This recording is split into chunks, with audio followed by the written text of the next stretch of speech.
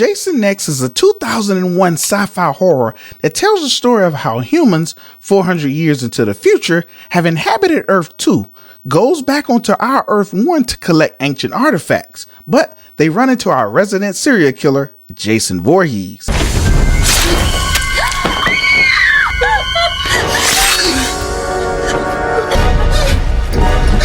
Who is believed to have been frozen and dead. But while attempting to study his remains, he resurrects and starts to kill off all the inhabitants of their spaceship. The surviving few must destroy him before landing on Earth 2, or else humanity might perish.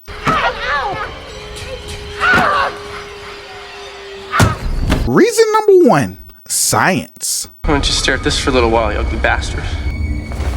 Now in this movie, it's been decided that Jason was hunted down by the government, prosecuted, and given multiple death sentences, and each execution has failed to kill him. Now, with oligarchs now more interested in how he's able to sustain life, they've turned him into a science experiment. His unique ability to regenerate lost and damaged tissue, I mean, it cries out for more research. And as a result of not containing someone so dangerous, he escapes and kills a bunch of people. What the hell? But he is, however, stopped by a soldier named Rowan when she cryogenically freezes him. But before he completely freezes, he stabs through the chamber door, thus allowing the chamber to freeze Rowan as well. Reason number 2, the Grendel. Now, 445 years later, Professor Brandon Lowe and his crew are aboard a spaceship named the Grendel. They're on a field trip to look at Earth 1's ancient artifacts and civilizations. But there, they find both a frozen Jason and Rowan. Now, using modern technology, they're able to bring Rowan back to life while leaving Jason in the morgue to study. While studying his corpse, Jason comes back to life and wreaks havoc, killing most of his soldiers and some of his students.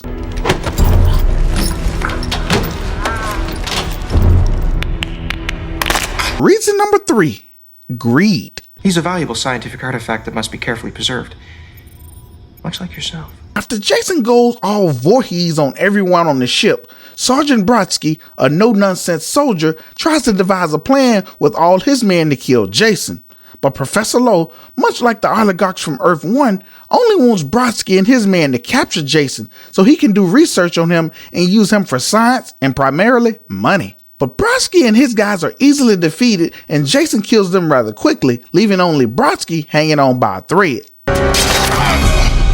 It's gonna take more than a poke in the ribs to put down this old dog. Yeah, that ought to do it. Reason number 4, the robot. KM is a knowledge matrix android that I have been programming. Meet KM-14. She's Professor Lowe's android companion, but from the looks of things, she seemed to be more of the companion of his student, Cenarian. However, after Jason goes on a killing spree amongst the inhabitants of the Grendel, KM gets an upgrade and blows Jason to pieces. Gotcha! This then results in Jason's second death, where she blows off his face. But this is a horror movie, and most importantly, it's a Jason movie, so you know he's not really dead. Reason number 5, Uber Jason. Now, after being killed by KM, Jason is left for dead near the same nanotech lab table that healed Brodsky and Rowan. The machine then heals Jason. Then enter Uber Jason. This is Jason, but is seemingly made from indestructible steel. Now, Uber Jason is now bulletproof, knife-proof, bomb-proof, and pretty much hard to kill.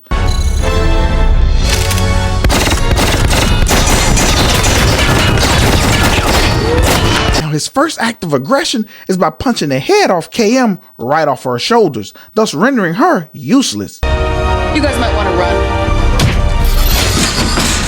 KM! Then he lays waste to the rest of the surviving crew. Now the only hope for the passengers of the Grendel is to get to Earth 2, where the technology to kill him does exist. But with Uber Jason now capable of knocking steel doors off its hinges, there might not be enough time to make it there.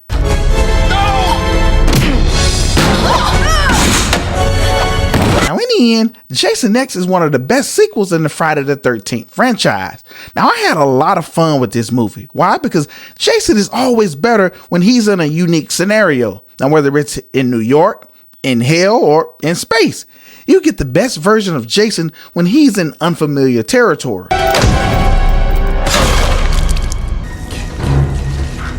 And then Kane Hodder was masterful in what appears to have been his final appearance as the character. And it's really a shame that he was never really brought back. And unlike most people who see this as a bad movie, I think it's a good movie, and I champion it as much as I get the opportunity. And yes, I do recommend this movie. And until next time, when CEDtalks horror.